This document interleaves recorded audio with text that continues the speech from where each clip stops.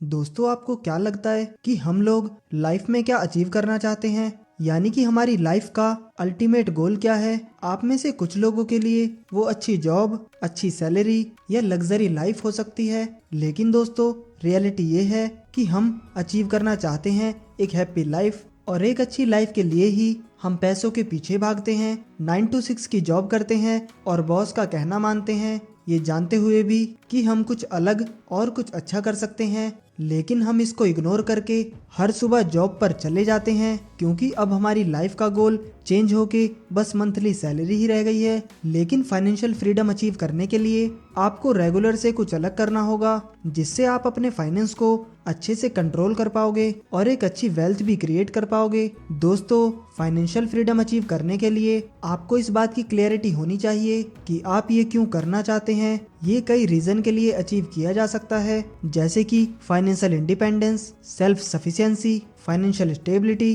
Flexibility, wealth creation, achieve financial goals. तो दोस्तों, बिना किसी देरी के चलिए देखते हैं कि आप कैसे फाइनेंशियल फ्रीडम जर्नी को कुछ सिंपल स्टेप्स में पूरा कर सकते हैं और अपनी लाइफ में एक अच्छी वेल्थ क्रिएट कर सकते हैं। तो दोस्तों, फाइनेंशियल फ्रीडम का पहला स्टेप है अपने खर्चों में कंट्रोल करना। अब आप में से कई लोगों ने ये ध्यान दिया होगा कि हमारी जो मंथली सैलरी होती है उससे कई ज्यादा हमारे खर्चे होते हैं, इसीलिए मंथ की सैलरी आते ही कुछ ही दिनों में वो खत्म हो जाती है और हमें लगता है कि हमारी सैलरी बहुत कम है और इतने में हम सेविंग नहीं कर सकते। लेकिन दोस्तों, अगर आप कंट्रोल वे में खर्चा करें तो आप बिल्कुल पैसे सेव कर सकते हैं। आप में से कुछ लोग सोच रहे होंगे कि ये पॉसिबल कैसे है। तो दोस्तों, ये मैं आपको एक छोटे से एग्जांपल से समझाता हूँ। आप एक एक्सेल शीट मेंटेन करें।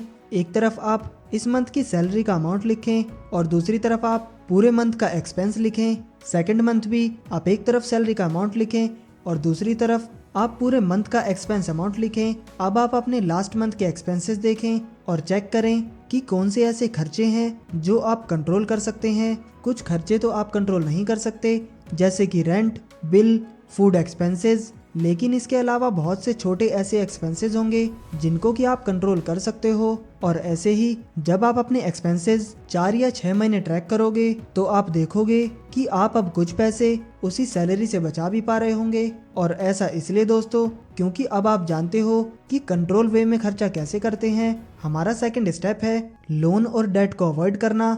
दोस्तों, कई बार हम अपनी नीड्स को पूरा करने के लिए लोन या डेट का सहारा लेते हैं और कई बार हम लोन पर ऐसी चीजें परचेज कर लेते हैं जिसकी हमें रिक्वायरमेंट नहीं होती। सैलरी तो हमारी फिक्स होती है, लेकिन सोशल प्रेशर में आके हम लोन लेके भी कॉस्टली चीजें खरीदते हैं और कुछ दिन तक ये चीजें हमें खुशी भी देती हैं, लेकिन कुछ महीनों के बाद हम लोन के प्रेशर से परेशान हो जाते हैं। इसीलिए ये जरूरी है कि आप किसी भी तरह का लोन या डेट अवॉइड करें।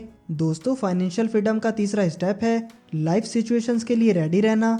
जस्ट इमेजिन करो कि आप एक दिन सुबह उठे और आप ऑफिस गए और आपको किसी रीजन से ऑफिस से निकाल दिया जाए, या मार्केट डाउन होने के कारण आपका बिजनेस क्रैश हो जाए और आपको मिलने वाली मंथ की फिक्स इनकम भी बंद हो जाए। तो आप कैसे इस सिचुएशन को संभालेंगे? इसीलिए ये जरूरी है कि आप 3 से 6 महीने की सैलरी अपने अकाउंट में धीरे धीरे सेव करें। फॉर एग्जाम्पल, एक एवरेज पर्सन की सैलरी 22,000 इंटू 6 इजिकल टू 1,32,000 होती है। तो इतना अमाउंट या इसके आसपास तक का अमाउंट आपको अकाउंट में सेव करना चाहिए, ताकि आपका फाइनेंशियल डिसिप्लिन बना रहे और आप किसी भी फाइनेंशियल प्रेशर में ना आए। फोर्थ स्टेप आता है इमरजेंसी फंड क्रिएट करना।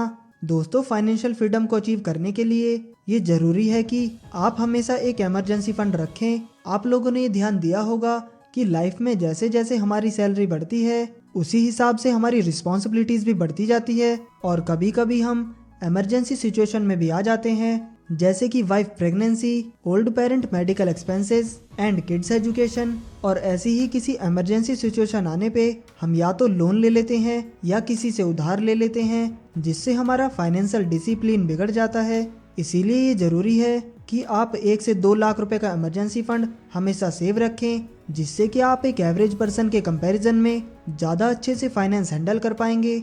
दोस्तों, हमारा फिफ्थ स्टेप है एसेट एंड वेल्थ क्रिएट करना। फाइनेंशियल फ्रीडम अचीव करने के लिए ये जरूरी है कि आप सिर्फ एक्टिव फंड तक ही सीमित ना रहें, बल्कि आप पैसिव इनकम पर भी फोकस करें। कोई छोटी सी स्किल सीख के आप ऑनलाइन क्लासेस दें, ब्लॉग्स बनाएं, स्मॉल बिजनेसेस करें, एसआईपी करें, नहीं तो आप स्टॉक में इन्वेस्ट करें या बॉन्ड्स में इन्वेस्ट करें और उससे वेल्थ जनरेट करें। क्योंकि पैसिव वर्क में आपको एक्टिव वर्क की तरह हमेशा फिजिकल प्रेजेंस नहीं देनी होती, इसीलिए पैसिव इनकम पर फोकस करें और स्टार्ट करें। फाइनेंशियल फ्रीडम का लास्ट स्टेप है रिटर्न्स को एंजॉय करना। अब आपने जो भी इतना डिसिप्लिन दिखाया है और फाइनेंशियल स्टेप को फॉलो करते हुए इमरजेंसी फंड सेव किए हैं, लोन को अवॉइड किया है, स्मॉल अमाउंट सेव किया है और इन्वेस्टमेंट किया है, तो अब टाइम आ गया है दोस्तों कि अब आप अपने इन्वेस्ट किए हुए अमाउंट के रिटर्न्स को एंजॉय करें। आप चाहे तो उसे स्पेंड करें या खर्च करें अपनी नीड्स के लिए, या फिर आप रिटर्न्स अमाउंट को दोबारा इन्वेस्ट करें और भी ज्यादा रिटर्न्स कमाने के लिए। क्योंकि याद रखिए दोस्तों, कितने भी टॉप के बिजनेस टाइकून्स या जो फाइनेंशियल अचीवर होते हैं वो कभी भी अपने एक्टिव इनकम को एंजॉय नहीं करते।